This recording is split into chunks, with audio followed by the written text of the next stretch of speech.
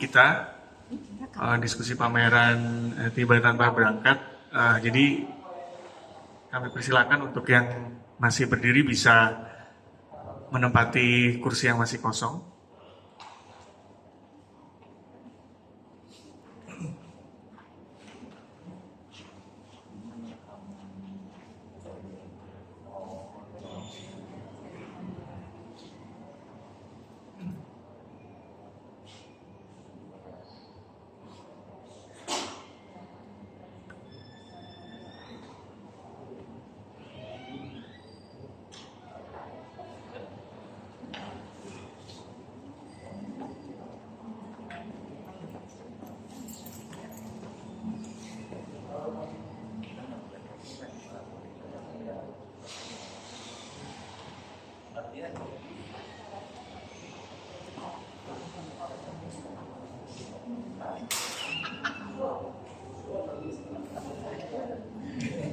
Ya, ada rapat keluarga di sini masalah hati.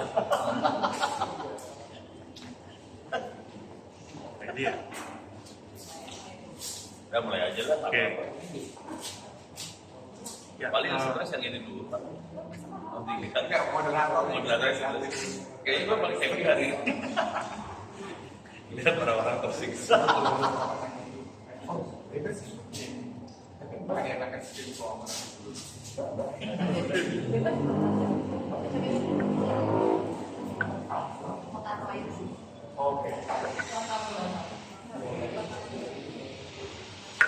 Sambil jalan aja nggak apa-apa. Sambil jalan aja. Oke.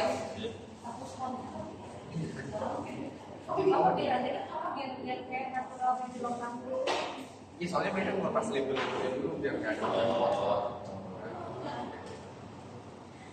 Oh, ada label. Sensitif banget ya. Kredit cover. Kayak guru-guru gue ada komen semua. Oh, ada s.id/free/OWP-books. Oh, oke, kayak udah. Udah. Oh. Ini bagian properti ya? Iya, betul. Kurang ajar itu.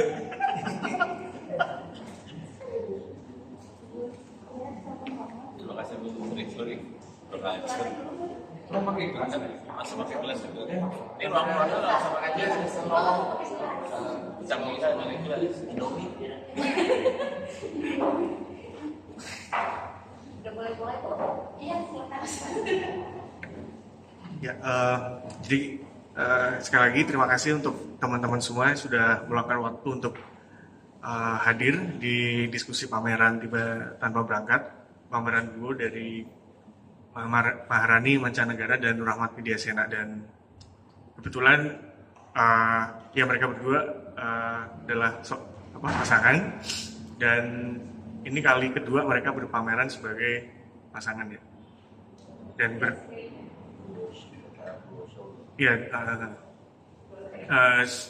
sebelumnya mereka pameran bersama itu di Roh ya, tahun 2014, tahun 2014, sekitar 10 tahun yang lalu.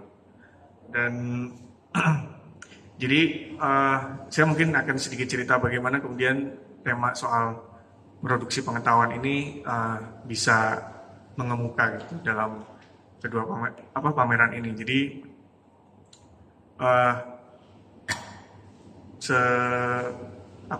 seiring saya berbincang gitu dengan mereka, sebenarnya mereka terlihat memiliki dua pendekatan karya yang berbeda gitu. Jadi Rani punya kecenderungan untuk melakukan riset terhadap situasi di masa lalu, dan juga diawali oleh riset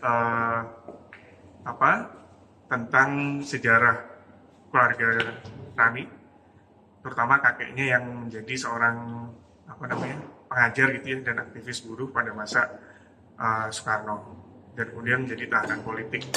Di situ Rani menemukan memoir gitu dari sang kakek, terus itu kemudian menuntun dia untuk uh, mengolah tema atau topik tentang produksi sejarah di Indonesia dan bergerak dari sejarah yang sifatnya personal gitu. Dan setelah itu karena dia makin berkembang gitu dengan tidak hanya mengulik tentang sejarah keluarga tapi juga bagaimana sejarah atau benda-benda sejarah itu ditampilkan, dinarasikan itu melalui ilmu sejarah itu sendiri atau mungkin praktik permusiuman gitu. Terus Ito sendiri sebenarnya kekayaan Ito sebenarnya sudah yang karya dia seperti ini yang menyajikan estetika retrofuturisme itu sudah cukup lama ya dia dilakukan gitu. Dan pada awalnya saya tidak bisa menemukan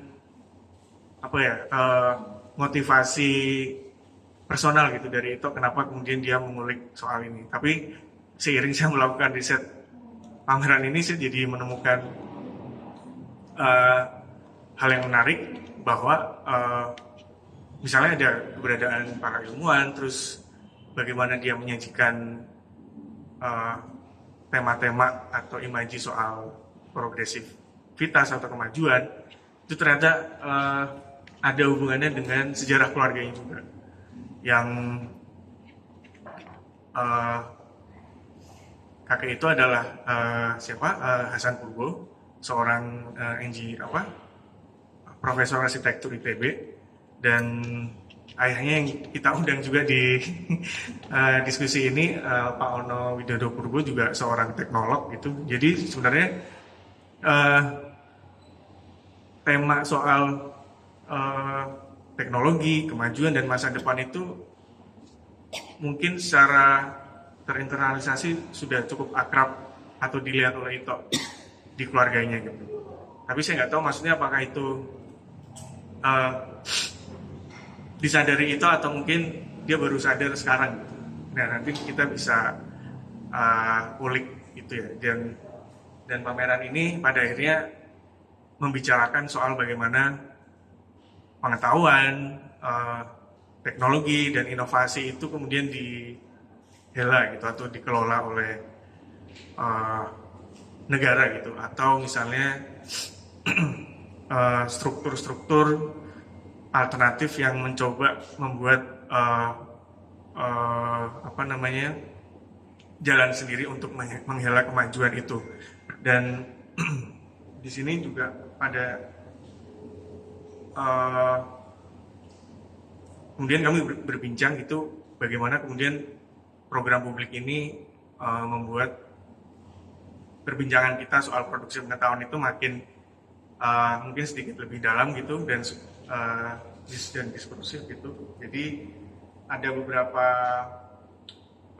tema yang mungkin kita bisa bicarakan gitu di diskusi ini, yaitu seperti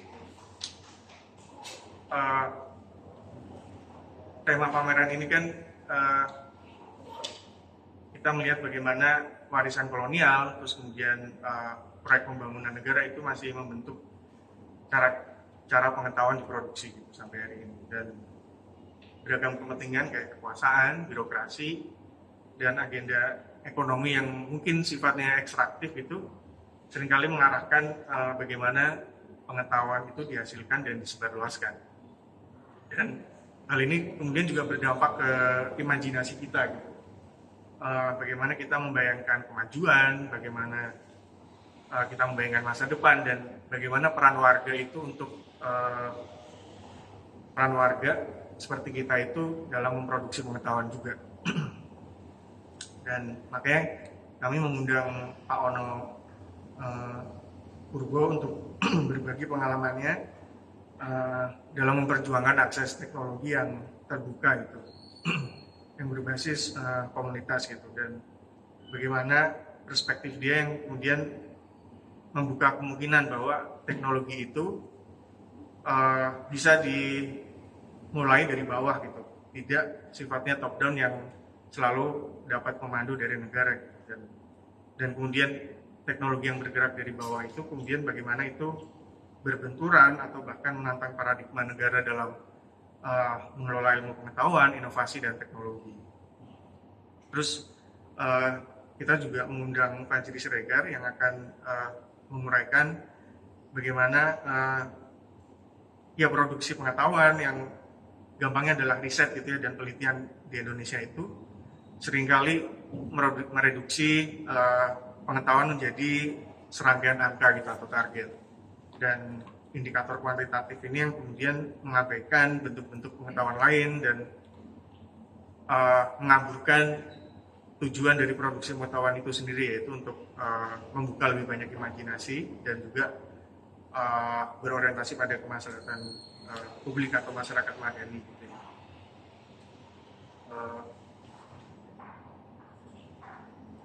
Ya mungkin saya langsung mau ke Fajri dulu.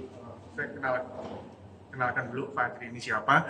Jadi Fajri adalah pengajar di Departemen Sosiologi FISIP Universitas Indonesia. Beberapa topik yang ia minati dan geluti adalah perspektif dekolonisasi dalam sosiologi pengetahuan dan pendidikan, dan studi pembangunan dan kajian budaya. Disertasinya membahas bagaimana peran masyarakat sipil di Indonesia dalam memproduksi ilmu pengetahuan sosial khususnya di era reformasi. Sebelum menempuh studi doktoral, Fajri berperan sebagai Direktur Eksekutif di Center for Innovation, Policy and Governance dari 2016 sampai 2018, dan hingga saat ini menjadi konsultan untuk berbagai lembaga serta program kerjasama internasional di Indonesia. Nah, yang ingin aku tanyakan ke Fajri pertama itu, ya sebenarnya produksi pengetahuan itu apa sih, Jri? Pertanyaan yang paling dasar. Agak curang ya Mas Cabib, saya berharap sebenarnya antara itu atau Randi dulu gitu yang dikasih kesempatan ngomong sebagai yang punya hajat. Udah gitu pertama-tama langsung dikasih pertanyaan jebakan kayak gitu juga ya. Produksi pengetahuan tuh artinya apa? Tapi mungkin kalau secara umum ya, jadi nggak terlalu baku gitu.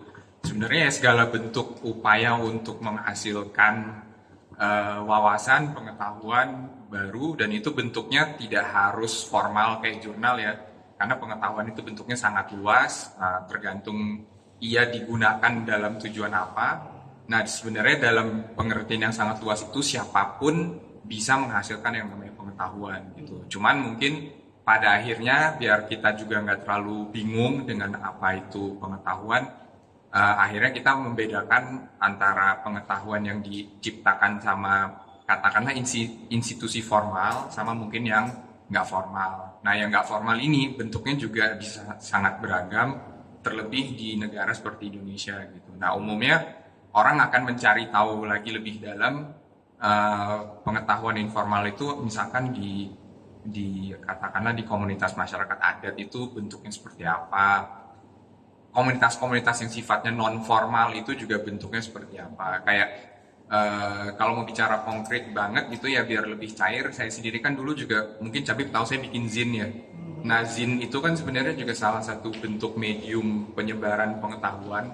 Tapi kalau dikontraskan dengan yang formal kayak majalah, kesannya nggak kredibel gitu. Tapi segala bentuk pengetahuan itu yang dihasilkan oleh berbagai aktor itu menurut saya sebenarnya nilainya sama.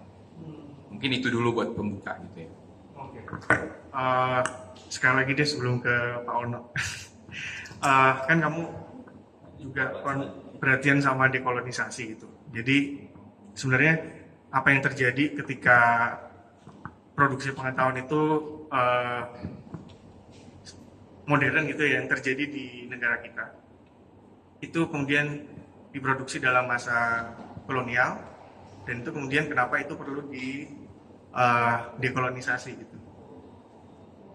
Ya mungkin cara paling mudah menjawab ini ya tinggal lihat kehebohan seminggu 2 minggu yang lalu ya soal peneliti Oxford atau University of Oxford-nya, entah itu mereka sengaja atau nggak sengaja.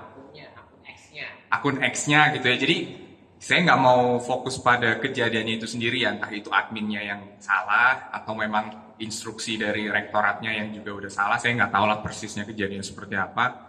Tapi kalau memang itu dianggap sebagai sebuah praktek yang lazim di universitas-universitas barat, menurut saya kejadian itu buat mereka adalah apa ya? Itu menunjukkan betapa watak kolonial di istilahnya di metropolitan ya kalau pakai istilah ini. Jadi di pusat-pusat produksi pengetahuan itu masih belum bisa menanggalkan kebiasaan mereka untuk mengabaikan atau menihilkan peran dari negara-negara pasca kolonial seperti Indonesia. Jadi kalau mau dibalikan, negara-negara seperti Indonesia dan mungkin Global South ya pada umumnya gitu, istilah yang sering dipakai kan Global South.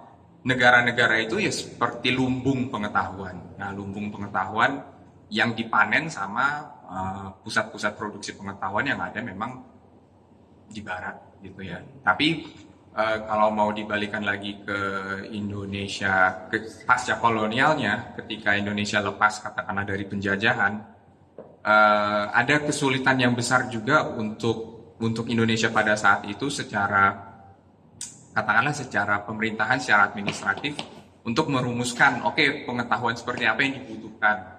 Pada akhirnya mereka juga terjebak dengan gagasan modernisasi yang mereka lihat di barat.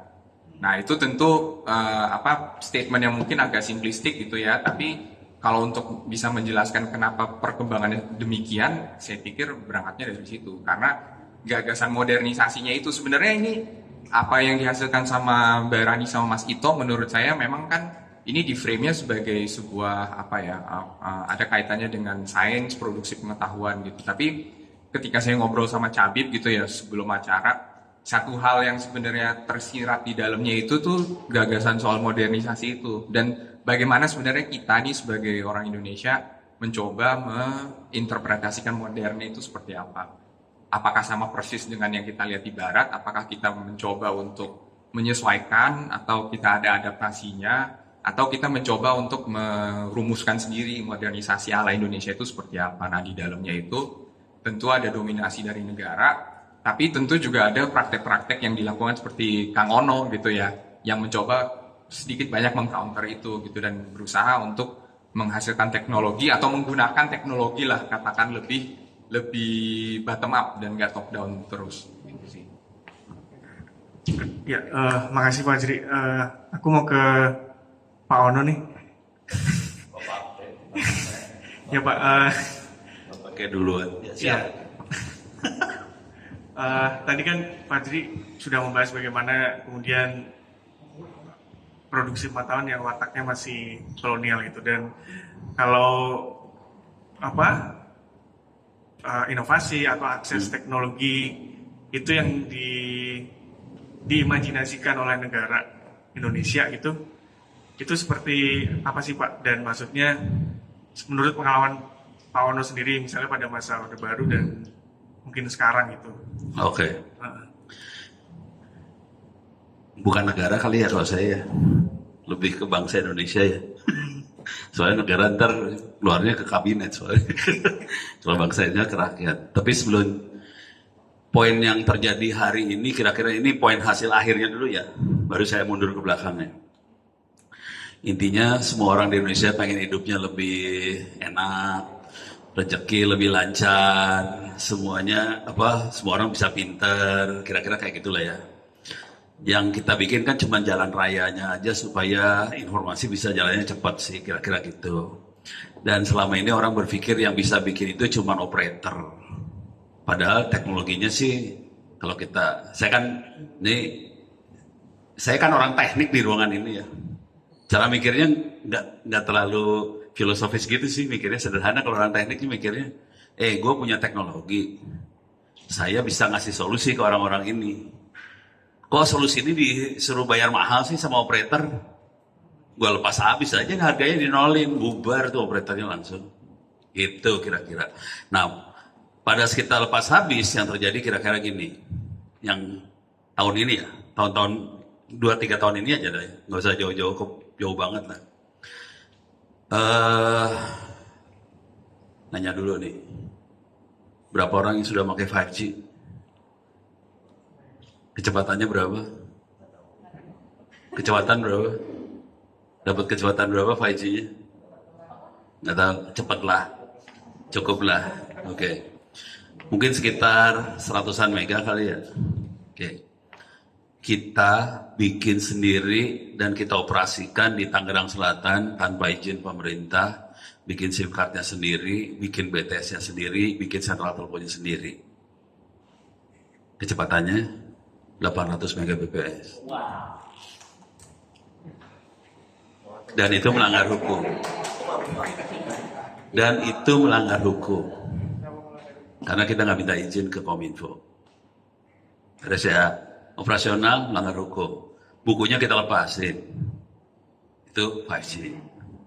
Terus kita udah lama ngajarin cara bikin internet biar murah, kan gampang sih. Internet biar murah kan gampang ya. Tethering aja ke tetangga ya. Satu kampung internetan bayar rame-rame kan. Dan hari ini di Indonesia ada 60.000 RT RW net. Dan itu Indonesia adalah negara paling besar di dunia yang punya RT RW net. Tethering tahu semua kan? Ya udah, RT RW net tuh tethering satu RT, satu RW, satu kampung lah gitu. Jadi itu paling besar di dunia. Sekedar informasi aja, ISP Indonesia hari ini ada 1.100. ISP itu ngerti lah lu, yang ngasih internet lu, yang lu langganan itu yang nyebelin itu, ada 1.100. Cina cuma 800. Jadi kita tuh di atas Cina loh. Dan dari 1.100, 600 itu dari RT RW net yang dikejar-kejar sama Kominfo dan bakal masuk penjara. Akhirnya mereka bikin minta izin ke Kominfo supaya jadi resmi jadi ISP. Tapi ada 60.000 yang ilegal sih hari ini. Yang seru dari kisah itu adalah seluruh dunia belajar ke Indonesia gimana caranya bikin internet murah buat orang banyak. Kalau mereka nyebutnya Global Access Internet for All, GAIA. Itu bagian dari Internet Engineering Task Force. Task Force itu Satgas. Jadi di internet ada gerombolan yang rancang internet sih sebetulnya, internasional. Jadi ada gerombolan Internet Engineering Task Force itu yang rancang internet, ada Satgasnya namanya Global Access Internet for All. Contohnya Indonesia. Dan saya berapa kali diminta suruh kasih keynote di level Asia Pasifik, Asia segala macam. Dan kemarin bulan Maret kemarin mereka pertemuan semua di Bangkok. Udah gitu ngirim email ke saya, "No, bisa enggak Menteri Indonesia ngasih keynote speech di meeting itu?" Nggak berani langsung. Karena melanggar hukum. Jadi yang keren dari situ ada ini kayak gitu. Yang paling akhir kemarin tanggal 17 Agustus 2025 kampus kami melepaskan buku AI free buat SD, SMP, SMA, SMK sama guru. Total 23 buku AI free. Oke. Dan ini kenapa bisa sampai kayak gitu? Jadi sebelumnya saya diundang ke Timor Leste oleh Ramos Horta dan teman-temannya nih. Timor Leste pengen dong supaya negaranya bisa maju. Salah satu kuncinya pakai AI dong. Ono diundang ke sana jebret. Mintanya, "No, bisa bikinin slide nggak? Siono kan gelo ya." Ngapain gue bikinin slide? Gue kasih buku lah. Roadmap AI Timor Leste, kasih jebret. Karena saya biasa kerja sebagai komunitas, dalam buku itu saya tulis kuncinya harus bikin manusia yang pinter, terus bikin ekosistem supaya kita bisa dukung semuanya, bisa gerak semuanya ke depan. Dan itu yang kita lakukan buat internet selama ini juga kayak gitu tekniknya. Jadi kuncinya di manusia sih, bukan di teknologi sih sebetulnya. Nah, waktu itu bikinnya Timor Leste kan, itu sekitar akhir tahun lalu lah. Nggak enak.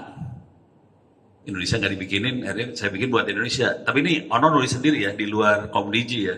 Komdiji bikin juga, tapi beda cara geraknya beda banget lah karena mereka punya anggaran. Kalau Ono kan nggak punya anggaran, jadi cara bermainnya dengan komunitas, dengan manusia. Yang jadi masalah besar dari buku ini adalah Republik lo gagal bikin buku itu. Akibatnya apa yang terjadi? Ini buku dilepas. Dignasnya nggak punya buku nih. Bulan Januari 2025, Gibran minta ke Dignas Komdiji supaya AI masuk sekolah. Dignasnya gagal bikin buku. Yang bikin buku Ono nih sama teman-teman yang di free-in. Yang kepala kan. Akibatnya apa yang terjadi? Ya Republiknya ngeliat ke sini dong. Nah, seru gue nggak ikutan sisanya deh. Soalnya jadi temuan KPK.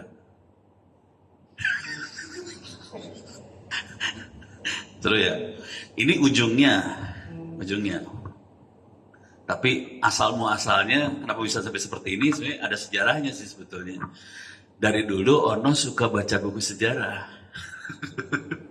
Ini jarang gue ceritain sih sebetulnya. Jadi yang saya baca bukunya Patimura.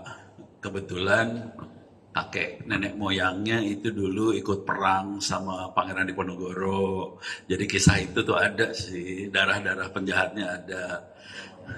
Iya. Kenal yang Dr. Sutomo?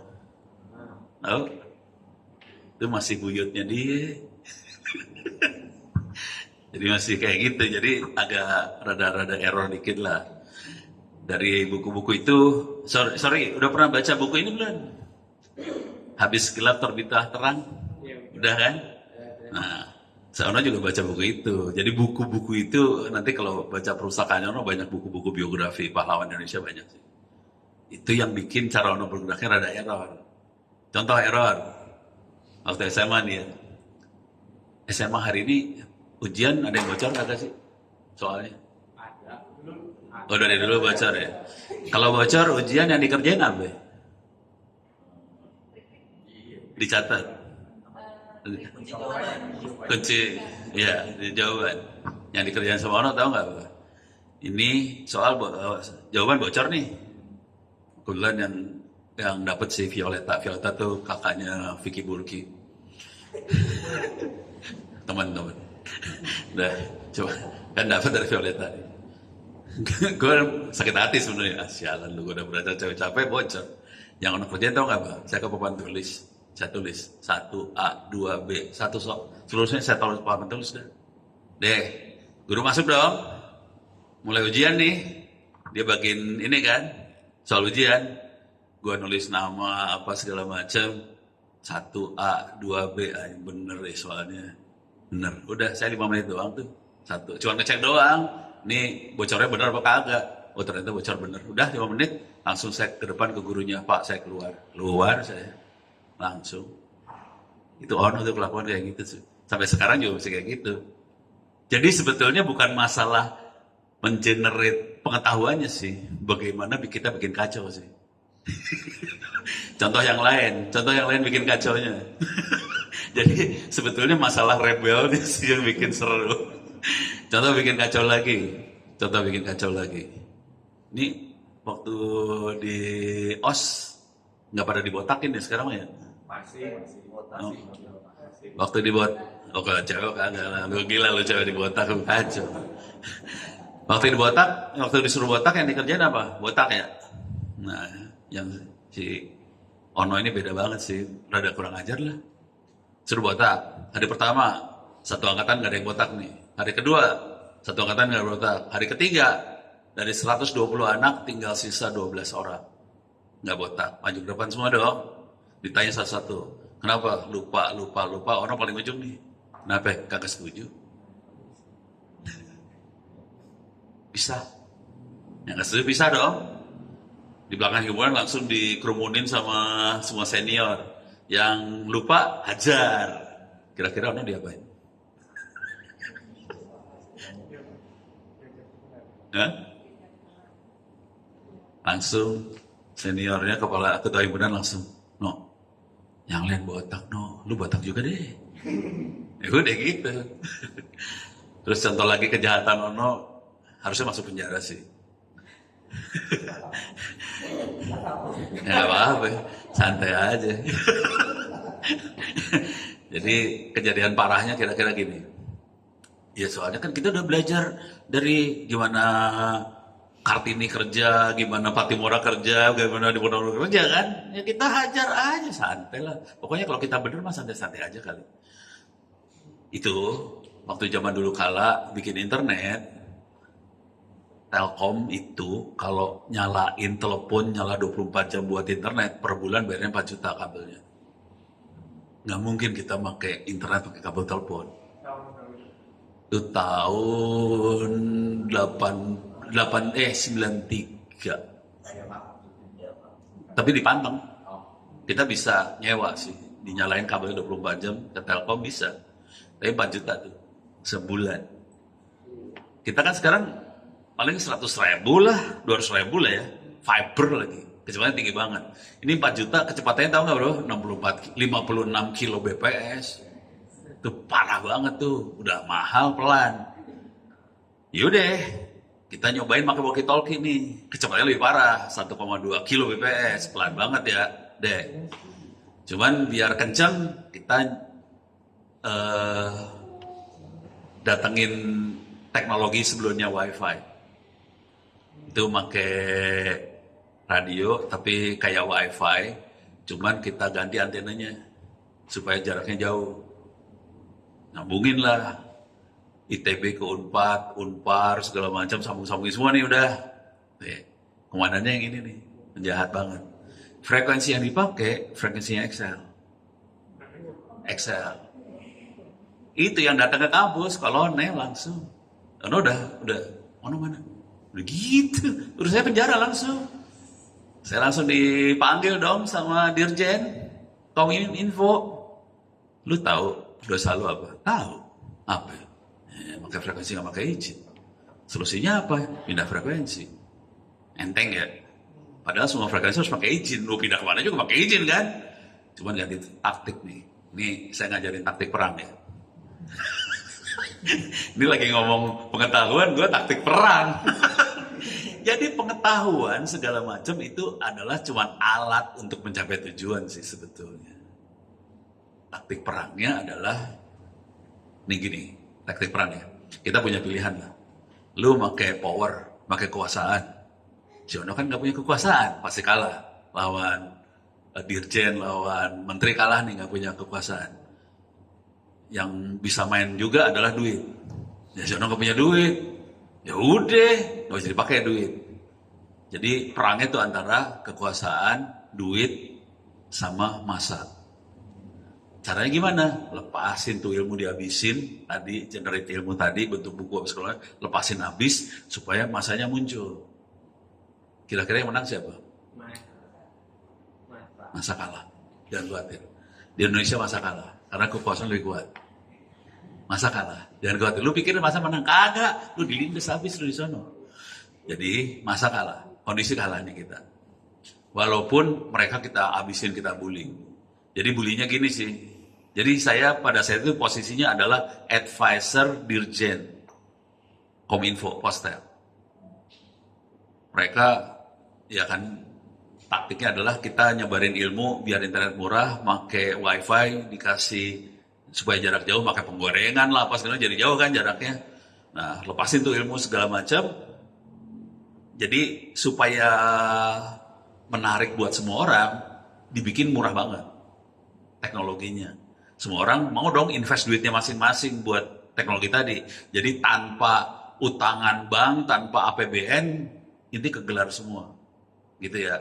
Perang lah antara people, kekuasaan sama duit. Oke, korban berjatuhan sih, jangan khawatir. Beberapa orang perangkatnya diangkut.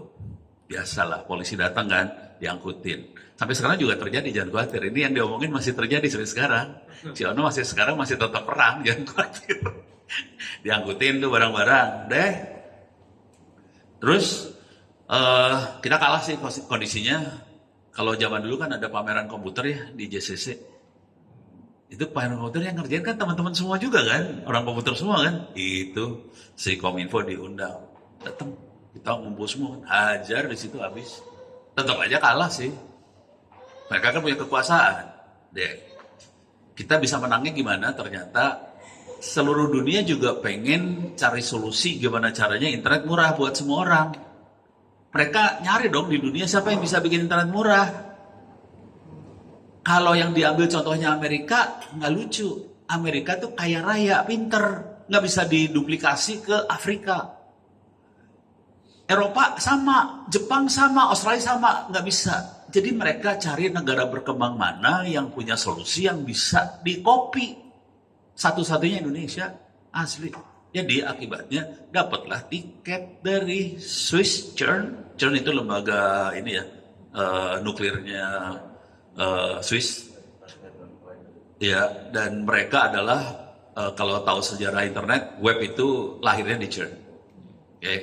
Jadi mereka ngasih tiket ke Ono buat konferensi, bukan konferensi ya, KTT lah, konferensi tingkat tinggi ya. Konferensi tingkat tinggi yang datang kan presiden sama menteri. Lu bayangin, datang presiden menteri. Si Ono datang.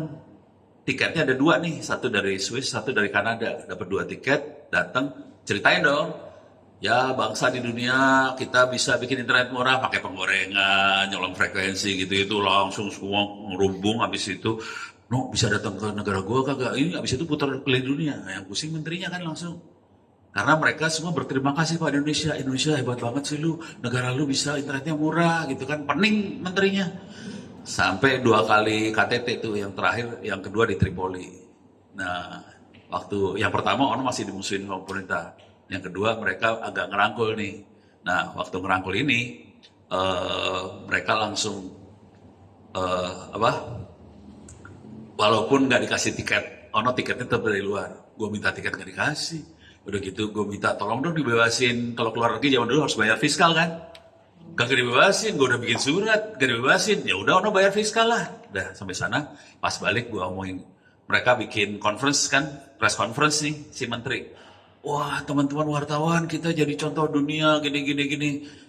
Ono diundang juga, Ono duduk di belakang banget. Ini depan nih wartawan semua nih, si Ono di belakang. Terus menterinya bilang, Pak Samsul Ma'arif tuh datang. No, sini, ceritain. Si Ono kan setan juga ya, bawa ransel, isinya wifi. Pas ke depan, saya ngomong gini, teman-teman, barangnya ini nih, cekrek gue keluarin. Harga 1,5 juta, kita harus bayar pajak 22 juta. Makanya kita colong frekuensinya. Di depan wartawan, depan menteri, puyeng kepala dia langsung. Udah turun ke bawah, orang-orang Kominfo langsung ngomong gini, alatnya kayak gitu ya, no? Buset. Gue bilang, lu bikin aturan kagak pernah lihat barangnya rupanya ya? Gitu. Republik lu tuh modelnya gitu tuh. Gitu, kisahnya gitu ya, kebayang ya. Kita teknologinya parah banget, harga dibanting, tujuannya sih sederhana supaya bangsa ini lebih bagus segala macam. Harga kita banding sengaja supaya people powernya naik, ngelawan kekuasaan sama duit sih. Tapi itu semua dasarnya dari sejarah sih. Taktik perangnya itu ada di sejarah. Gitu. Coba aja baca.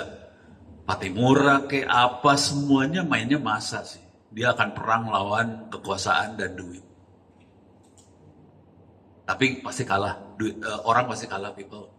Kita harus main dengan ini bangsa Indonesia ya.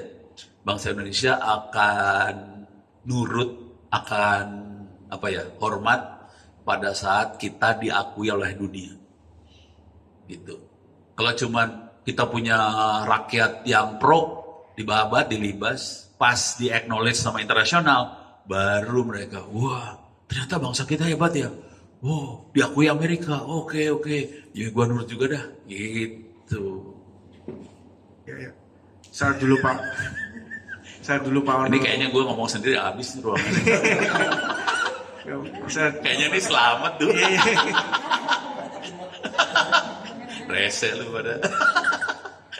Saat dulu Pak Ono melihat internet pada tahun 90-an itu, bagaimana kemudian itu bisa melihat kemungkinan internet itu bisa menggalang massa gitu Pak? Ada Nggak mikir gitu sih jujur. Gue intinya pengen supaya orang Indonesia punya akses yang murah aja sih. Mikirnya bukan masa sih. Ini waktu itu kejadian sebelum sampai jadi internet ya. Jadi waktu itu masih mahasiswa di ITB sih. Saya pakai komputer, PC biasa, PC Apple tuh ya. Zaman dulu kan Apple tuh udah nggak ada sekarang ya. Apple tuh nih. Ini orang komunikasi pada tahu sih sebenarnya. Jadi kejadiannya itu teman-teman di Unpad bikin pameran komunikasi. Saya anggota orangnya tukang ngomong di radio lah. Saya pasang PC, sambungin ke radio nih. Pada saat itu Amerika ngebom Libya. Belum ada koran manapun yang bikin berita itu.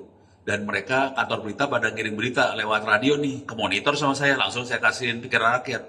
Langsung gue mikir, gile, kalau kita bisa bikin seperti ini, kita bisa bypass semua urusan pengetahuan biar semua orang bisa gampang cepet dapat ilmu apa segala macam. Jadi mikirnya gitu doang sih, nggak ada bikin masanya sih sebetulnya. Dan sampai sekarang juga mikirnya masih kayak gitu. Contoh yang saya kerjain yang rada error ya. Saya bikin hard disk buat bikin perpustakaan digital. Kenapa bikin itu? Karena banyak sekali sekolah-sekolah, guru-guru di daerah 3T, di Papua segala macam minta tolong. Kita di kampus nggak ada internet. Terus gimana anak-anak bisa pinter? Gitu ya. Ya udah, saya bikinin hard disk nih. Dalamnya ada perusahaan digital, ada Wikipedia offline, ada e-learning buat tryout. Dari SD sampai kelas 1 sampai kelas 12 semua mata pelajaran free. Udah, kan cuma gitu doang kan. Hard disk, colokin ke komputer, kasih wifi, semua bisa akses lokal kan. Udah cuma gitu doang. Tahu nggak, kayak gini udah ratusan sekolah. Saya dimarahin sama Lemhanas. Bukan masalah ilegal sih. Dia gini nih. Ini nggak apa-apa nih buka-buka. Gue cuek aja, nggak masalah. Gepek gue. Yang stres kan dia. Yang stres kan dia. Nggak apa-apa. Dia kayaknya nyesel punya bapak penjahat kayak gitu. Ini kejadiannya gini lah. Ini waktu itu kita diundang sama Lemhanas. Mereka cari solusi buat pendidikan daerah 3T. Yang datang dirjen ono nih. Kominfo, solusi lu apa? Kita beli satelit 12 triliun, keren bu. Udah gitu, SDM solusinya apa? Kita punya ratusan miliar dana buat energi alternatif segala macam.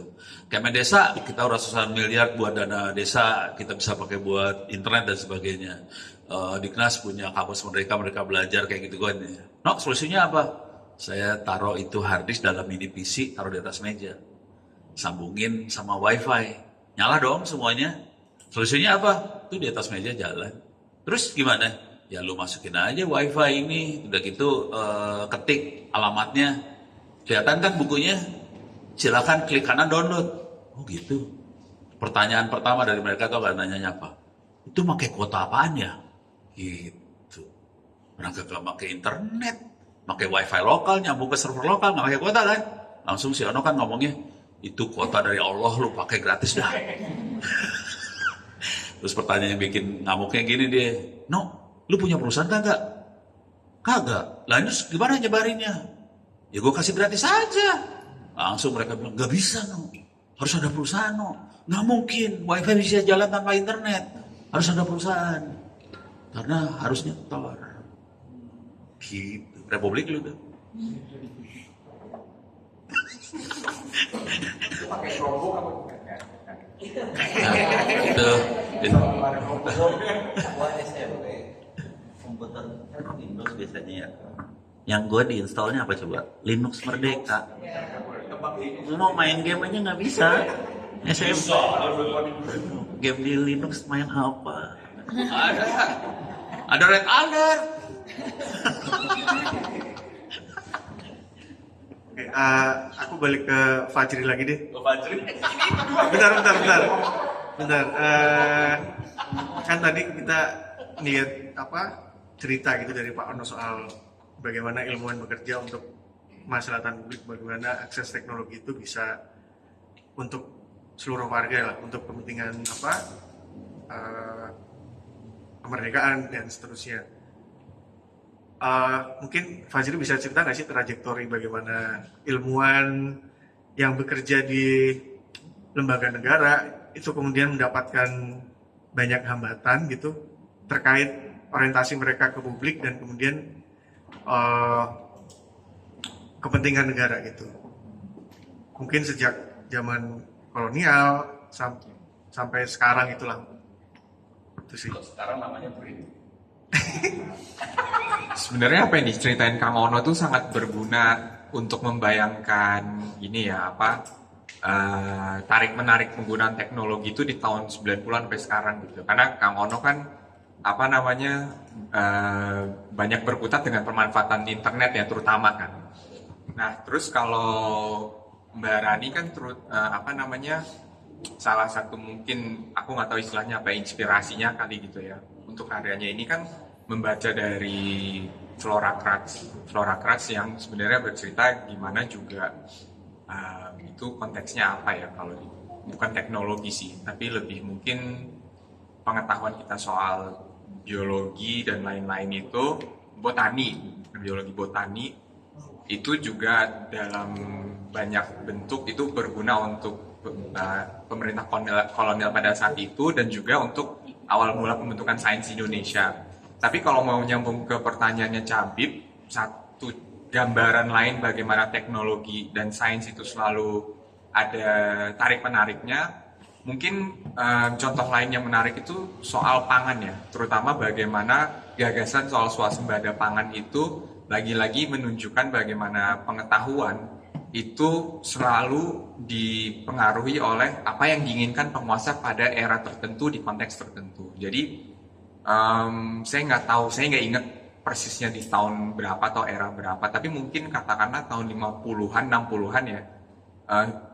Kalau masuk ke 70, 80, 90 itu ntar ada lagi eranya Pak Habibie yang punya gagasan-gagasan yang beda lagi. Tapi kalau kita mencari tahu eranya Pak Soekarno dan mungkin eranya Soekarno itu mereka melihat manfaat dari sains dan teknologi itu untuk apa? Salah satunya untuk swasembada pangan. Nah ini menjadi menarik karena kemudian di situ fungsi dari teknokrat itu benar-benar kelihatan ya. Jadi bagaimana ilmuwan itu di Indonesia nggak pernah benar-benar bisa 100% independen, selalu ada agenda besar yang dia harus penuhi, itu bisa kelihatan di isu pangan misalkan Mas Jadid. Nah kalau tadi kan Kang Ono udah ngasih keywords tuh, duit dan kekuasaan. Nah, kekuasaan itu dalam artian pemerintah ya contohnya di pangan, di situ dia memainkan fungsi dulu namanya belum LIPI ya, Kang Ono ya, jauh sebelumnya. Saya lupa persisnya institusinya apa, tapi untuk urusan pangan ini ada beberapa badan-badan yang memang secara khusus dibentuk. Tapi itu kan yang sifatnya di drive sama pemerintah ya. Nah, ketika masuk unsur korporasinya atau kapitalismenya, itu yang menunjukkan bagaimana sains lagi-lagi itu kayak nggak punya kekuasaan apa-apa ya, dia selalu di drive sama pihak-pihak lain.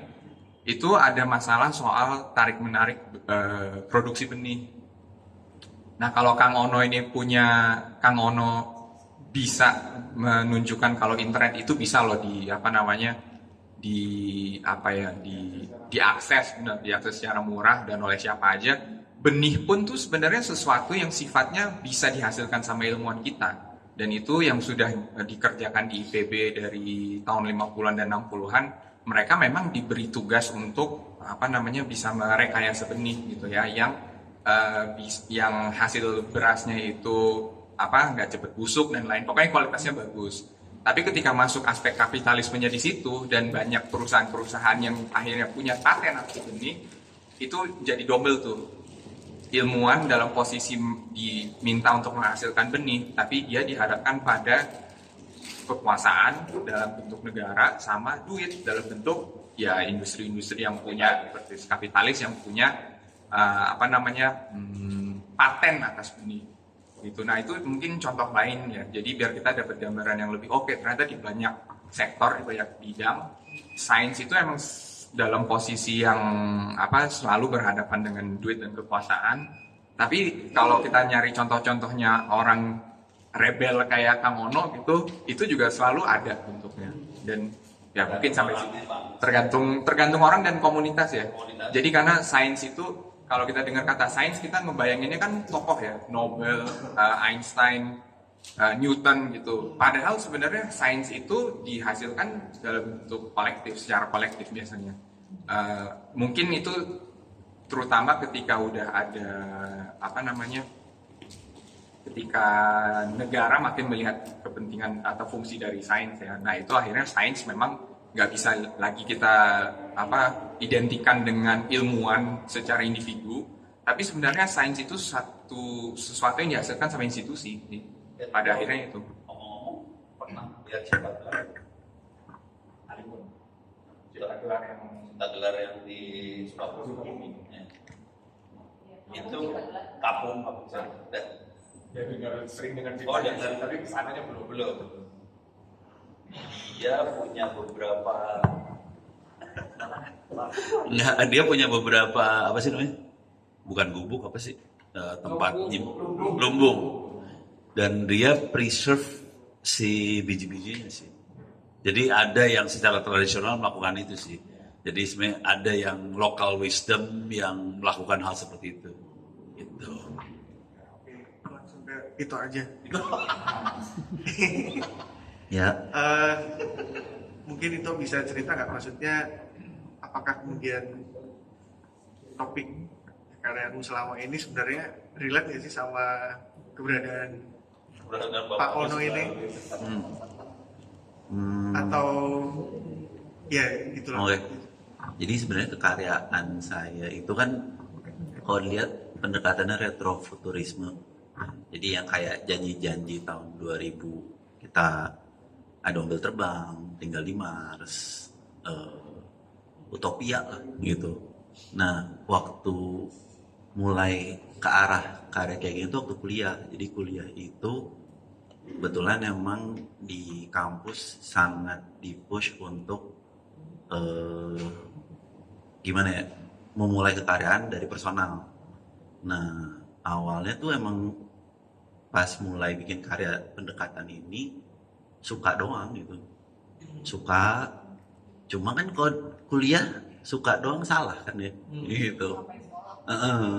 Kalau kayak gitu ya begitu Pak. Jadi ya jadi kalau seniman yang sama malu. Jadi emang makanya dipecat kan? Iya. Nah, kebetulan kalau emang seniman yang dididik dari universitas bikin karya suka doang nggak boleh katanya. Jadi harus ada justifikasi lebih di mana kesukaan atau kegelisahan pribadi ini harus sama pentingnya dengan yang di halayak umum gitu kan ya. Ya berat, makanya harga karya mahal Pak, gitu.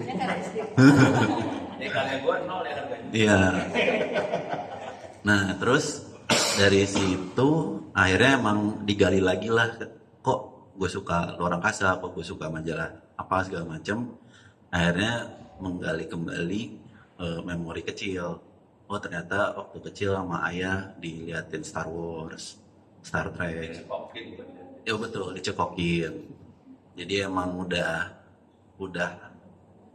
cukup akrab lah gitu. Dan kebetulan emang posisi saya sama ayah tuh tidak serumah ya.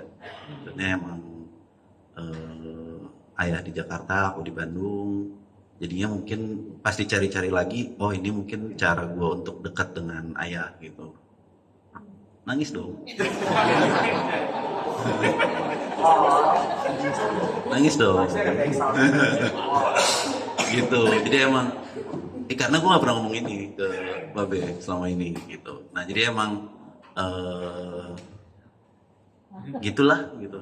Jadi emang dan ternyata semakin berjalan, dulu untuk kuliah tuh emang sekedar suka, terus ngomonginnya selalu retrofuturisme ini mimpi umat manusia gitu, secara global. Tapi pas makin kesini lagi, oh ternyata gue orang Asia dunia ketiga yang bodoh pula melihat kemajuan Barat atau mimpinya Barat makin kesini lagi,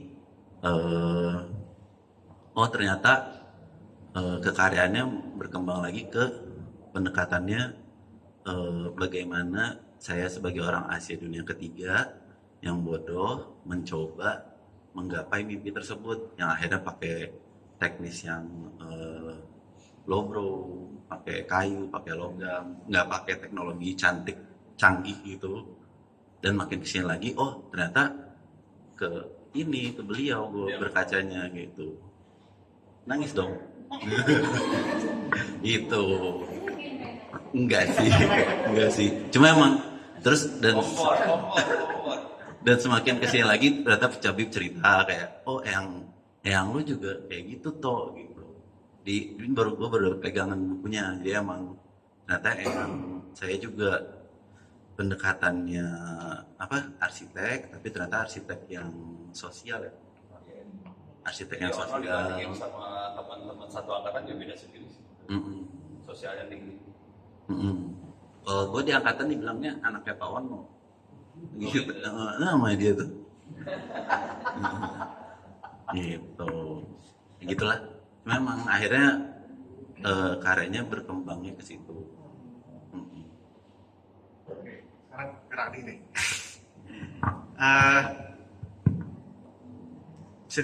Sejauh ini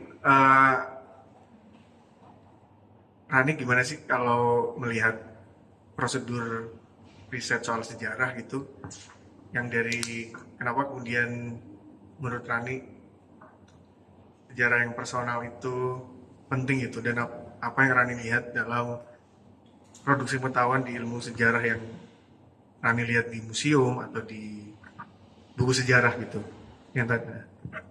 Oke. Intro dikit mungkin buat teman-teman yang belum familiar sama proses kekaryaan aku gitu. Jadi mungkin ngelanjutin juga dari yang tadi itu bilang, kami memang sekolah di tempat yang sama dan dididik oleh dosen yang sama. Kami memang di-trigger untuk ketika bikin karya itu perlu ada landasannya gitu. Selain buat laporan tugas akhir itu biar ada jejaknya, tapi memang itu juga yang akhirnya ngebentuk ground kita untuk kekaryaan sampai saat ini gitu. Dan memang kekaryaan aku akhirnya condong ketika mempertanyakan identitas, dari mana saya berasal, ayah saya dari mana, terus kemudian naik lagi ke kakek dan lain sebagainya. Itulah yang akhirnya membuat ketertarikan saya terhadap sejarah itu muncul gitu. Sebenarnya emang dari kecil sih seneng dibacain dongeng, cerita-cerita pahlawan heroik dan lain sebagainya gitu. Dan dari situlah yang akhirnya ketika ditanya untuk know your identity di kampus, dari situlah aku juga mulai menelusuri gitu, dari mana sih ayah saya berasal, oh dari kakek saya siapa sih, saya nggak pernah ketemu dan lain sebagainya. Dan disitulah saya menemukan babak-babak periode ketika beliau lahir di tahun 1910, terus kemudian mengalami periode sulitnya mendapatkan sekolah ketika era kolonial, bagaimana dia harus ngebersihin, ngepel dan ruang kelas supaya dia bisa tetap bekerja di HIS, Holland Inland School, terus kemudian sempat juga mengenyam di HBS, Holland Burger School. Dan jadinya kan ada catatan-catatan, oh review sekolah di sini kayak gimana, review sekolah segini. Dan itu pun yang jadi landasan, sesusah itu ya bisa dapat pendidikan di masa kolonial. Ketika saya kuliah bangun pagi aja susah gitu, kayak bolos kuliah santai lah gitu. Jadi di situ refleksi diri juga sih. Itu salah satu periode-periode yang akhirnya saya nemu gitu, dan berusaha untuk ngecek lagi, oh apa iya benar catatan harian itu ada nggak sih di Arsip Nasional, ada nggak sih tercantum di buku sejarah sekolah dan lain sebagainya. Yang akhirnya saya menemukan beberapa periode-periode juga, bagaimana Agus Salim membentuk sekolah yang akhirnya mempengaruhi kakek saya membentuk sekolah di Semarang tahun 1932, dan apa akibatnya yang beliau terima di tahun 65, dan sampai akhirnya ayah saya punya habit untuk nulis diary, terus kemudian beliau masuk ke LIPI, melakukan penelitian dan lain sebagainya. Terus dari kecil kenapa sering diajak main ke kebun raya di Bogor, di Cibodas, dan diceritain tuh kalau misalkan ayah lagi dinas lapangan, oleh-olehnya tuh yang selalu saya tunggu gitu, entah ujuk-ujuk tiba-tiba bawa buah sawit yang satu koper mama marah-marah karena isinya jadi minyak semua kan, karena yang dibawa tuh buah sawitnya, tapi produksi pengetahuan itu yang sebetulnya nggak saya dapetin di sekolah. Oh, gimana sih buah sawit itu bisa jadi minyak dari buahnya yang bulat-bulat banyak itu dipres dan lain sebagainya. Bagaimana papa dulu bawa nata de coco yang masih mentah dan bau banget, itu diolah jadi nata de coco yang enak dimakan, itu sebenarnya gula semua dan lain sebagainya lah gitu. Jadi hal-hal kecil itu sebetulnya yang men-trigger saya dalam sebenarnya nih apa yang saya dapatkan ini ada asal muasalnya di masa lalu gitu, dan jadinya mengarahkan ketertarikan ke arsip-arsip gitu, dan mempertanyakan kembali kebenaran arsip-arsip tersebut. Apakah akumulasi sejarah yang saya baca di sekolah, apakah itu mencerminkan dari akumulasi yang terjadi di masa lalu gitu. Dan karya ini pun juga sebetulnya belum selesai gitu. Buat saya masih sebuah perjalanan dari apa yang saya temukan gitu. Bagi saya juga arsip-arsip baik itu personal atau komunal itu merupakan hasil seleksi sih, bukan cermin dari kebenaran yang kita dapat di masa sekarang gitu. Tapi memang ya itu merupakan sebuah proses dan perjalanan yang emang bisa buat jadi cerminan kita untuk melihat ke masa depan. Kurang lebih gitu sih, Bib. Makasih Rani. Ini kita sudah berdiskusi tentang banyak hal ya. Tapi semoga teman-teman masih bisa merasakan benang merahnya. Mungkin sekarang aku ingin mengundang teman-teman untuk bisa bertanya atau dan atau mau berkomentar.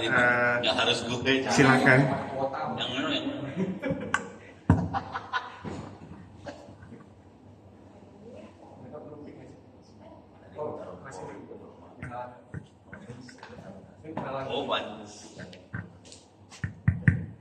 Halo, selamat sore. Boleh duduk atau berdiri nggak? Duduk aja boleh kan? Izin, mohon izin komandan. Oke, ke siapa? Saya Ridwan dari Depok. Saya mau bertanya sama Pak Fajri dan Bapak Ono WRBM buat pertama kali ketemu. Sebelumnya cuma ada di Twitter. Iya betul. Kesana dulu kan? Enggak, kanan kiri lebih bagus. Dulu. Pak Orno, terkait dengan bencana di Indonesia kan negeri yang penuh bencana yang kemarin yang di Aceh itu, apakah Bapak punya ide atau bagaimana gitu bikin internet yang aksesnya murah dan cepat dan juga terjangkau? Dan yang paling pertama kan Elon Musk yang selalu gratis itu gimana? Apakah bisa mungkin gitu? Yang jawab sebelah lu sih sebenarnya. Ini Ibu Lina itu pernah jadi ketua Yayasan Air Putih. Jadi waktu dulu ada tsunami di Aceh, timnya mereka yang Aceh tuh langsung gelar internet buat di Aceh. Jadi bisa. Tapi waktu itu kita nuruninnya bukan Elon Musk, waktu itu belum ada ya. Jadi kita turunin ini sih. Turunin VSAT, satelit, ground station, udah gitu disebarin wifi, free. Nah dari situ mereka mulai ngembangin bikin 2G seluler sendiri. Sekarang saya kembangin dari sana jadi 5G sih. Jadi bisa, bangsa ini jago kok sebetulnya. Jadi yang ngoperasin teman-temannya dia tuh sebetulnya. Soalnya dari daerah yang terpencil misalkan Gayo sama Aceh, Tamiang itu masih banyak yang putus-putus gitu sinyalnya. Enggak, ya intinya sih harus ada relawan yang turun buat instalasi, ngoperasiin sih. Listrik segala macam kan pakai surya ya, gitu. Nah kalau mau baca yang lebih serius, ada bukunya sih free di wndw.net. wndw.net free. Ada bahasa Inggris, bahasa Indonesia dan sebagainya. Ini gue udah ngejawab belum ya? Ya udah ya. Yang ini korban yang selanjutnya ini apa nih pertanyaannya? Ini yang soal kuasa dan kebencanaan yang kemarin tuh yang kacau, bahkan lebih kacau daripada 2004. Kenapa sih pemerintah tidak pernah belajar dari permasalahan bencana-bencana gitu?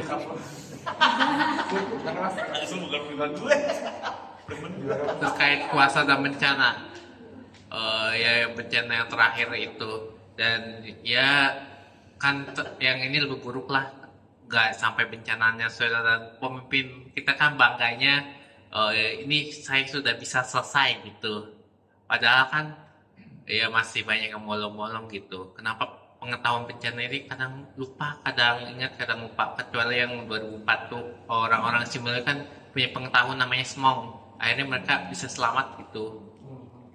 Terakhir itu yang soal banjir bandang itu kan, yang terakhir mantan ex BMKG itu udah bilang itu banjir bandang itu setiap 50 tahun sekali gitu.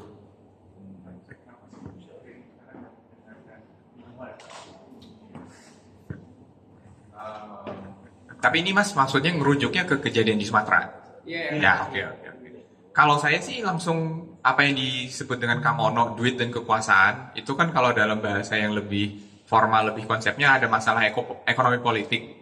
Kalau saya untuk periode ini, menurut saya itu bukan sesuatu yang sifatnya jawaban konspiratif atau masalah politik, tapi memang masalahnya ada di ekonomi politik pengetahuan.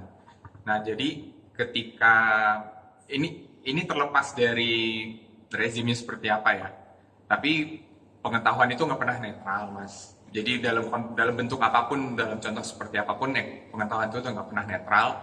Dan bahkan kalau misalkan ada tim ilmuwan yang punya data yang memang secara objektif, metodenya udah jelas apa, menunjukkan seperti apa, kalau pihak yang mengambil keputusan itu tidak mau mendengarkan itu karena dia simply punya kepentingan lain, tidak ada gunanya.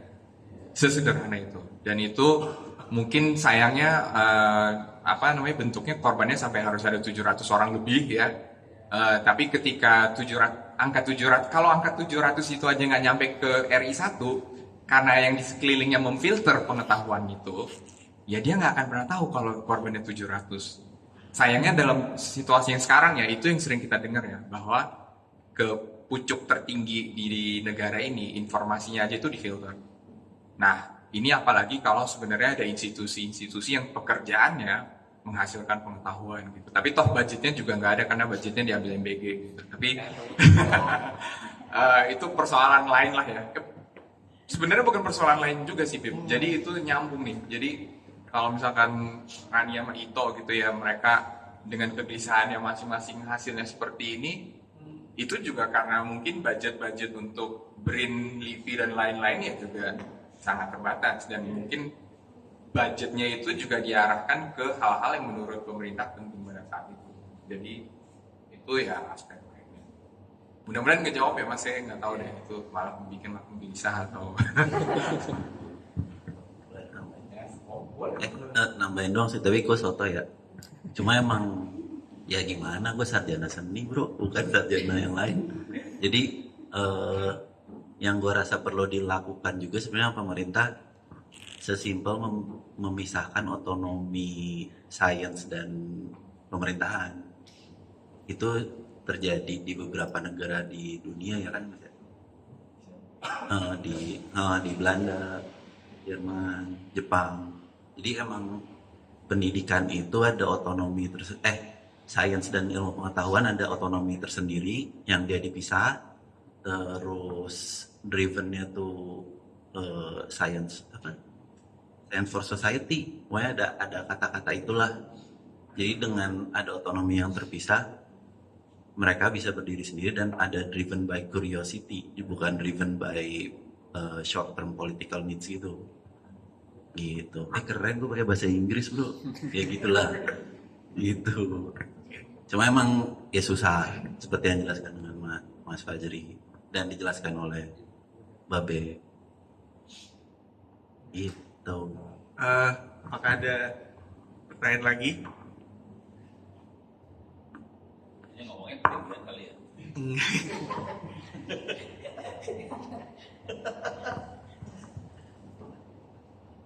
Tapi ini ya, jadi maksudnya apakah tadi kan aku coba uh, bertanya, apakah jawabanmu itu juga termasuk kenapa sih sekarang rezim yang punya power itu cenderung nggak mendengarkan ilmuwan gitu? Ya kayaknya simpel jawaban ilmuwan itu dia nggak akan senang apa yang dibilang ilmuwan, nggak senang. Dengan maksudnya ya apa yang saya juga nggak mau pembicaranya terlalu gimana ya, tapi memang untuk situasi di Indonesia saat ini dan negara lain kan dengan rezim-rezim yang populis itu cenderung memang mereka tidak membutuhkan validasi dari ilmuwan lagi gitu, selama mereka merasa apa yang mereka mau lakukan, kebijakan yang mereka ambil, keputusan yang mereka ambil itu ya itu cenderung memang dilihatnya dari sisi mereka saja gitu sih. Nah ini tadi Ito juga udah nyebut ya soal otonomi keilmuan itu kondisi paling ideal memang tuh, kondisi paling ideal. Jadi kampus ada otonomi keilmuan, lembaga-lembaga sains yang punya otonomi keilmuan itu ya, dan memang sayangnya kalau di Indonesia dalam berbagai situasi itu sulit dicapai ya, kecuali memang pimpinan politiknya punya, katakanlah kalau di era Habibie gitu, dia bisa melihat manfaat dari apa yang dihasilkan si saintisnya gitu, dan itu memang pada akhirnya emang harus agak sejalan sama dia sendiri sih. Nah, baru akhirnya si otonominya itu benar-benar bisa dikasih ruang yang paling optimal gitu. Tapi memang kita perlu mencari sih contoh-contoh yang bagus tuh kayak gimana. Jerman lumayan baik dalam hal otonomi keilmuannya karena dia bisa ngelepasin tuh. Tapi di balik otonomi itu perlu ada perlu ada cuannya juga sih. Jadi maksudnya selalu ada cukong-cukongnya sih yang bisa memungkinkan otonomi itu ada. Nah, mungkin yang jarang dibahas di Indonesia adalah di negara-negara baju itu filantropisnya juga banyak, dan filantropisnya ini punya minat tinggi terhadap perkembangan sains dan lain-lain. Nah, mungkin itu hal lain yang mungkin kita juga sambil lihat ya di Indonesia sebenarnya gimana sih gitu. Ada nggak sih filantropis untuk sains dan lain-lain? Ada dikit kali. Gue komentar dikit ya. Tapi agak OOT dikit ya. Ini pengalaman dulu tahun berapa ya? 80 pokoknya sebelum tahun 2000 lah. Jadi baru pulang S3, tapi ini bukan pengetahuan ya, lebih ke arah engineering lah. Karena saya kan engineer bukan scientist sih sebetulnya. Nah, sebelum tahun 2000 itu teman-teman di Dep Kehutanan mau pengadaan walkie-talkie. Kompetitornya dua nih, Philips sama Motorola. Udah gitu yang pasti menang Motorola. Terus saya nego dong, Motorola, lu kan masih dapat duit, lu bikin pabrik lah di Indonesia. Ini ngasih tahu, ini yang saya akan ceritain adalah kalau kita nggak bisa mikir long term, jarak jauh, kita nggak akan bisa maju sih. Intinya itu, mau sains, teknologi segala macam. Dan ini harus dipegang sama pemerintah. Jadi kisahnya, saya minta Motorola, Motorola, lu bikin pabrik di Indonesia. Langsung Motorola ngomongnya apa tau nggak? Lu serius no? Gue kasih tiket, yuk kita berangkat ke Malaysia. Berangkatlah si Ano ke Malaysia sama Motorola. Di Malaysia itu dia kasih lihat langsung nih ke Petaling Jaya, PJ, itu dia punya pabrik chip di Malaysia, Motorola punya. Dari situ terus ke Penang, dia punya pabrik walkie-talkie. Mungkin biasa aja, yang menarik buat saya adalah manusianya. Itu dari paling bawah sampai atas rambutnya hitam semua tuh. Ini pabrik Amerika, tapi rambutnya hitam semua. Ono colek dong orangnya. Kok lu bisa dari bawah sampai atas hitam semua? Langsung dia bilang, masalahnya ini kerjaan 25 tahun. Lu nggak boleh geser-geser dalam 25 tahun. Si pemerintah harus konsisten, fokus, dukung semuanya, dan nggak bisa ganti kebijakan dalam 25 tahun. Kalau itu nggak dikerjain, bubar. Indonesia nggak bisa. Terlalu banyak partai. Tiap partai lu banyak kan. Menteri ganti-ganti. Nanti menteri tahu nama kementerian ganti-ganti lu. Punya kepala lu. ganti kabinet, ganti itu aco. Malaysia. Jadi sebenarnya itu kita bisa waktu zaman Soeharto, harusnya agak bisa ya. Cuman kan menterinya nggak sepintar Malaysia ya. Malaysia kan mimpin dokter, Mahathir Muhammad tuh dokter, jadi pinter. Ya udah, jadi di sana. Di Indonesia, waktu itu kejadiannya, ini cerita lain ya. Di Indonesia, kita punya paling nggak 2-3 pabrik chip. Ada Fairchild, ada National Semiconductor, itu perusahaan-perusahaan Amerika semua ya. Nah, yang jadi masalah, yang namanya bikin chip, nggak bisa sama manusia. Kan chip kan kecil-kecil. Dan harus bikinnya cepat kan, pakai robot, supaya nyoldernya cepat dan presisi. Menterinya namanya Sudomo. Menteri Menaker, tenaga kerja Sudomo. Langsung Sudomo bilang ke Fairchild sama National Semiconductor, di Indonesia, lu harus pakai manusia. Nggak bisa pakai robot. Kalau nggak lu gua tendang. Ditendang tuh pabrik dari Indonesia, lari ke Malaysia semua udah. Ya sudah, nasib kita jadi kayak gini sekarang. Gitu. Jadi harus ada pimpinan yang pinter, jangka panjang, kebijakannya jangan berubah-ubah, dan ilmuwan sih. Gitu. Tapi gue bukan orang sosial kayak lu, gue gak ngerti sih. Gue mah to the point aja kalau gue ngomong. Tapi Babe nolak jadi menteri. Kagak pernah ada yang nawarin gue jadi menteri ya, saudara-saudara, tolong dicatat ya. Gak ada. Lalu jadi anak menteri ya? Kagak pernah ada yang nawarin jadi menteri. Lupa aja nyangka gue ada yang jadi menteri. Kagak ada. Enggak juga sih. Soalnya ada contohnya, ada berapa sih? Itu yang orang Tegal kan masuk penjara. Banyak yang masuk penjara lah. Dari Komdiji berapa yang masuk penjara? Ini temen gue aja 5 masuk penjara. Kecuali memang pengen bapaknya masuk penjara, bisa. Tapi gue mau jadi anak menteri. Iya, anak menteri yang penjara.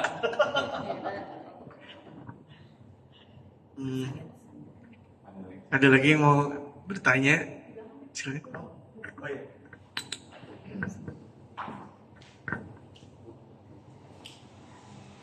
Ya, terima kasih untuk kesempatannya. Saya Nirwan, mungkin saya sedikit mau berrefleksi dulu sebelumnya.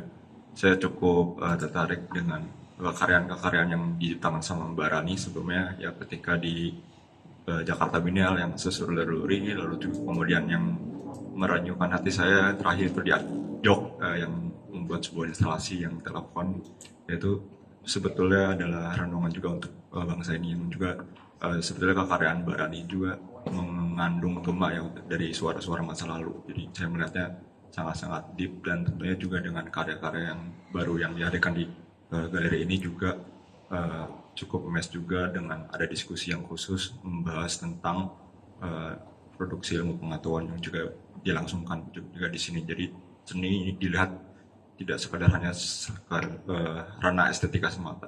Jadi plus juga buat di galeri sore hari ini.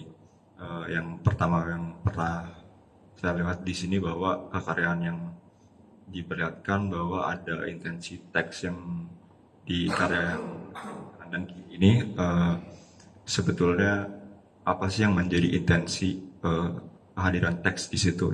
Apakah untuk ada keterkaitan dengan image yang ada di dalamnya, atau ada semacam parodikah atau semacam katakanlah sebuah komika atau apa? Jadi cara mengadaptasinya seperti apa prosesnya, dan juga mungkin ini ada peralihan dari convert ke proses sejarahnya seperti apa, dan tentunya juga warna-warna yang dikembangkan juga sangat variatif ya.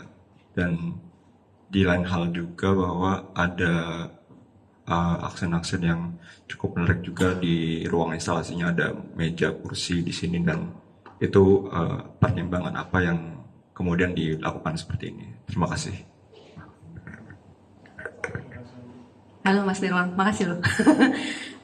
Mau aku coba sedikit jelasin quick tour dari pameran ini dan kenapa kami akhirnya pameran berdua gitu. Jadi memang baik dari Ito ataupun aku juga, kami punya rentang karir masing-masing dengan ketemaan yang memang udah fokus gitu. Ito banyak membahas tentang prediksi-prediksi di masa yang akan datang, retrofuturism, sedangkan aku juga banyak bahas something in the past gitu. Dan makasih juga Mas Nirwan sudah mengikuti karyaku dari 2021-2025 terakhir ini, dan mungkin agak sedikit berbeda dengan presentasi pameran yang saat ini gitu. Dan untuk di pameran ini memang tema yang aku bawa agak berbeda dengan karya-karya yang Mas Nirwan tadi mention di Jakarta Biennale dan juga di Art Job gitu. Untuk kali ini saya banyak membahas tentang proses produksi ilmu pengetahuan dan bagaimana kita merefleksikan di masa lalu, dan itu juga dengan prediksi dan janji-janji di masa lalu yang tidak pernah datang. Dan dalam pameran ini juga kami membuat karya kolaborasi berupa lukisan-lukisan ini yang representasi dari pemandangan,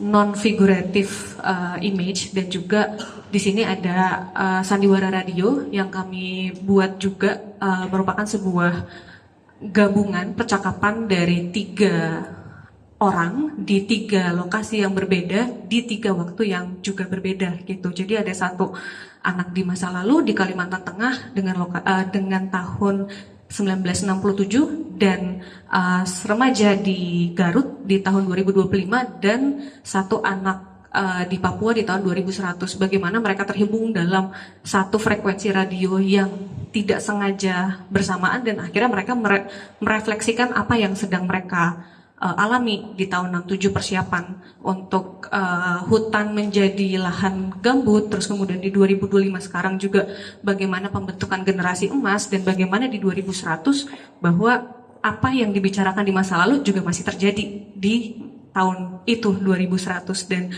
untuk yang lukisan ini sebetulnya jadi ruang netral buat saya dan Ito, karena memang kami juga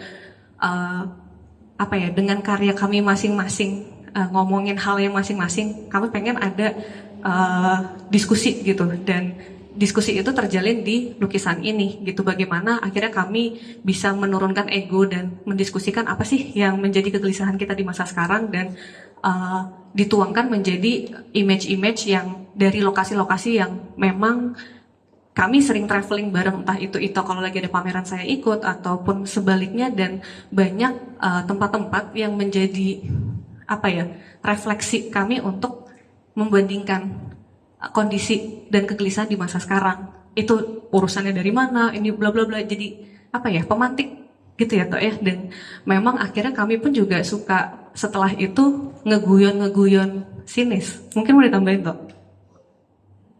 Kalau spesifik yang pemandangan sih lebih kayak karena Rani di masa lalu, saya di masa depan, dan kami di masa sekarang. Dan masa sekarang ini tuh sering kita obrolin pas kita lagi pergi Mas. Jadi kayak pas lagi ke Jepang atau ke mana, ke Garut atau kemana, dari situ kan kayak lagi duduk melihat pemandangan. Dari situ tuh kita merefleksi diri kita gitu Mas, atau merefleksi anjir enak ya tinggal di luar, gue males dah pulang gitu. Maksudnya yang hal-hal itu entah kenapa dengan melihat pemandangan ini terucap hal-hal seperti tadi Mas. Jadi emang yang kita harapin sih emang kenapa kita ngeliatin pemandangan yang netral ya, semoga ada yang terpercik. Tapi emang kenapa ada teksnya itu buat jadi jangkar maknanya sih, biar orang nggak terlalu ini pemandangan ngomongin apa ya gitu. Jadi emang kita emang lagi nyoba berkarya seperti ini gitu, yang nggak spesifik kenapa pemandangannya gini karena ngomongin ini gitu, nggak sih. Memang lagi coba ya ada jarak lah gitu. Dan kalau settingan ruang tamu ini sih emang karena instalasi.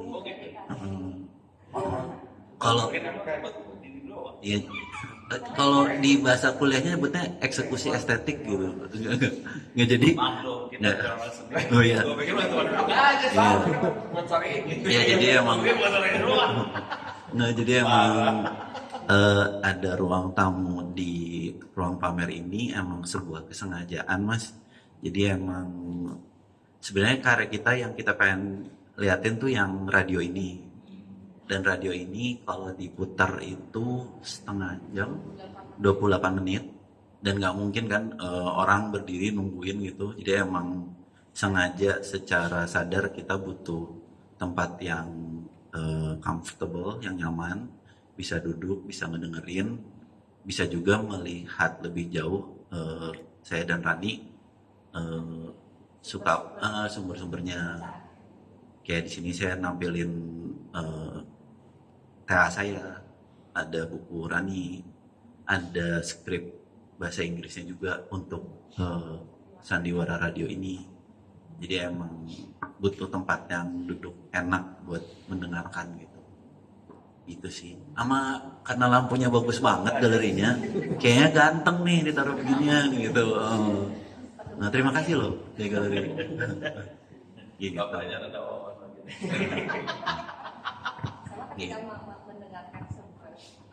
Apa ya, ini kan pembicaraannya juga sebetulnya membandingkan di masa lalu, masa sekarang, dan masa depan yang memang nggak kemana-mana gitu. Memang ada pengembangan, tapi memang ya tetap aja permasalahan intinya masih sama aja semuanya. Dan ketika mendengarkan dan mengajak orang untuk merefleksikan apa yang terjadi, kami juga ingin audiens juga bisa mendengar dengan nyaman gitu, supaya memang mendengarkan hal-hal yang seperti ini kan juga nggak bisa dengan kondisi yang nggak nyaman gitu. Jadi kenapa akhirnya kami bekerja sama dengan The Gallery dan Casa Goods untuk membuat instalasi ini sih.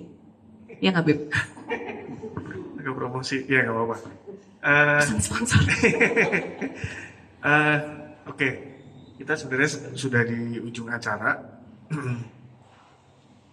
Kalau ada satu pertanyaan nih.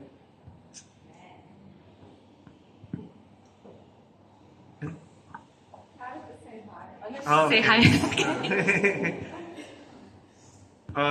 Ya mungkin terakhir lah, untuk Pak Ono dan Pak Adri ya, menurut Anda berdua, bagaimana sih gagasan tentang kemajuan itu dibayangkan oleh negara atau bangsa ini? Kalau negara itu ngebayanginnya linear ya. Jadi apa namanya, ya kayak ada progression gitu loh. Jadi dari lama-lama menjadi modern dan sebagainya gitu. Tapi dalam prakteknya, kalau saya bilangnya itu chaotic banget. Nah makanya waktu itu saya ketika lihat karya yang di tembok ini gitu ya, masa lalu, masa sekarang, masa depan gitu, kayak seolah-olah tuh ada perkembangannya, ada linear kan perjalanannya itu, kayak ada tahapan yang. Kemudian juga kalau dari apa yang digambarin sama Ito sama Rani itu juga kayak mimpi itu kan ditaruhnya di sebelah sini ya, terus yang di kirinya itu sistem tata kelola. Dan saya setuju sih gitu, karena kalau kita ngelihat ini itu langsung mudah bisa kita pahami sebagai orang awam, melihat itu ya nyambung nih gitu. Tapi yang waktu itu saya obrolin sama Cabib adalah, tawaran saya adalah enggak, itu sebenarnya dalam realita itu chaotic tuh. Jadi garis-garisnya itu sebenarnya enggak ke kanan gitu ya, tapi itu bisa kayak muter-muter, belok, maju, mundur dan sebagainya. Dan mungkin itu juga yang kayak yang saya coba tawarin ke Rani sama Ito gitu ya. Kalau tema ini kalian terusin gitu ya, kalian tetap bermain di tema ini. Saya nawarinnya si judul pameran ini gitu ya, yang menurut saya di frame dengan sangat baik, tiba tanpa berangkat. Saya ngebacanya berangkat tapi nggak pernah tiba, gitu. Iya, tapi berangkat tapi nggak pernah nyampe. Dan bahkan mungkin sebenarnya kalau dalam perjalanan katakanlah ya perkembangan Indonesia sebagai sebuah bangsa gitu, itu ntar dia akan nyampe ke satu titik, habis itu ntar si titik itu, dari situ titik berangkat baru lagi. Nah kalau tadi Kang Ono banyak cerita soal internet ya, sebenarnya kan satu hal yang menarik juga untuk diomongin itu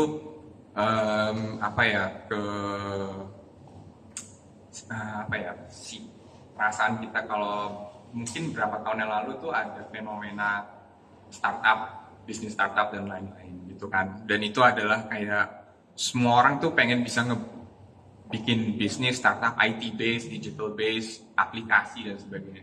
Tapi kemudian gelembung itu kan pecah. Kita ngeliat beberapa kasus terakhir gitu, startup ternyata di balik itu ada banyak permainan, dan akhirnya gelembung digitalisasi itu agak-agak pecah nih akhir-akhir ini. Dan mungkin setelah ini akan ada permainan baru lagi yang sangat mengandalkan teknologi dan sains dan pengetahuan. Tapi mungkin itu juga akan gak berlangsung lama. Habis itu ntar bergeser lagi seperti apa. Jadi mungkin apa ya? Saya sih berharap Ito sama Rani tetap ini ya, tetap tergelitik dengan berbagai kelucuan negara ini gitu. Kelucuan entah dari lucu tuh selalu tapi getir ya. Lucunya kan selalu apa namanya? Kita nih tinggal di Indonesia harus punya kapasitas untuk menghargai apa dark comedy dan apa ya, harus bisa tuh punya keterampilan tertawa getir. Nah, mudah-mudahan berbagai inspirasi yang ada sekarang tuh ya tetap lucu sih buat Mas Ito sama Mas. Lucu, masanya lucu tapi konstruktif. Iya Pak Ono, maksudnya gagasan kemajuan tuh gimana sih dibayangkan oleh Ini saya orang teknik ya, jadi cara berpikirnya bukan sebagai pengamat sih, karena saya pelaku. Jadi kalau pelaku cara berpikirnya mungkin agak beda sama pengamat. Kalau pelaku kita cenderung optimis. Kita harus bisa merubah bangsa ini supaya lebih bagus. Itu pelaku ya. Jadi kita nggak ngamatin sih, kita turun. Hitung-hitungan aja ya. Kita biasanya main hitungan ya. Hitungan sederhana aja. Udah tahu, jadi masalah besar kita, jadi kalau kita sebagai orang teknik, dia melihatnya 3 sih. People, proses, teknologi. 3. Oke. Teknologi gampang lah, kalau punya duit bisa beli. Proses, bangsa ini banyak yang jago bikin SOP, sistem operation, prosedur, bikin undang-undang, itu proses semua. Itu banyak yang jago. Yang paling masalah people. Pertanyaannya, berapa jumlah anak masuk SD setiap tahun di Indonesia? Ada datanya, sekitar 6 juta tiap tahun anak SD masuk. Berapa jumlah sarjana di Indonesia setiap tahun? 200.000 salah. 2 juta optimis banget. 500.000? Hah? 500? Sekitar 500-600.000. Jadi sekitar 10% aja. Akibatnya apa yang terjadi? 10% ini harus nanggung 90% sisanya. Harus ngegendong 90% sisanya. Kalau itu tetap terjadi, negara ini tenggelam sih. Jadi kalau saya melihatnya, kemajuan itu akan terjadi pada saat input sama dengan output. 6 juta masuk, 6 juta keluar. Kita akan melibas Singapura, Malaysia, Thailand, Australia, habis semua tuh. Karena mereka nggak usah jauh-jauh lah, Malaysia paling 20 juta orang di situ. Kita 200 juta lebih. Semuanya kalah sama Indonesia. Cuman kalau kita hanya bisa membuat 600.000 setiap tahun, kita kalah. Jadi saya sebagai engineer cara melihatnya sederhana sih. Lu harus bikin 6 juta input, 6 juta output. Caranya gimana? Gimana caranya supaya bangsa ini pintar? Dignas membuat bangsa ini bodoh karena dia mengunci semuanya dalam ruang dan waktu. Gimana caranya ruang waktu itu tadi hilang? Supaya semua orang bisa sekolah tanpa harus masuk kelas. Ruang waktu dihilangin. 6 juta input, 6 juta. Sesederhana itu sih cara berpikirnya sih. Kalau udah pintar mah gampang, sisanya mah. Itu gampang ya.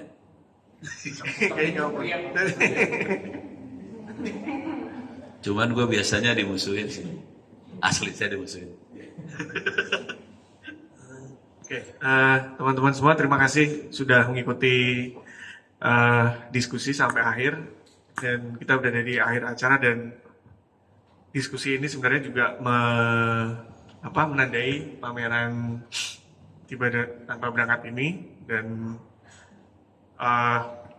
saya sekali lagi terima kasih ke Rani, Ito, Fajri, dan Pak Ono yang berkenan membagikan wawasannya terkait produksi pengetahuan di Indonesia. Mungkin gitu aja ya. Terima kasih teman-teman semua.